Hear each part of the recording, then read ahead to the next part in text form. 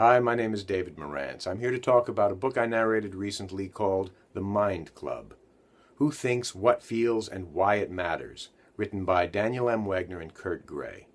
I highly recommend this book. This was a really interesting read. It's all about this idea of mind, how we perceive the world around us, and ascribe the outside world aspects of self, of personality, of being, from other people to inanimate objects, animals, groups, corporations, God.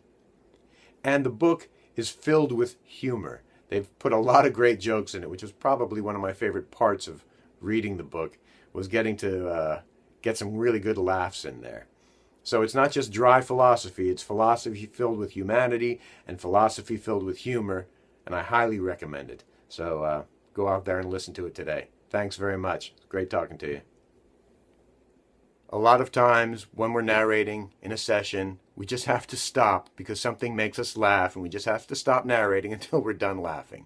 One time in this particular book, which is filled with laughs, by the way, but one particular story is there's a section in the book, a chapter on machines, how we ascribe mind to inanimate objects. We build emotional connections to inanimate objects. And this one instance, this inanimate object happens to be a real doll, a life-size, lifelike replication of a woman.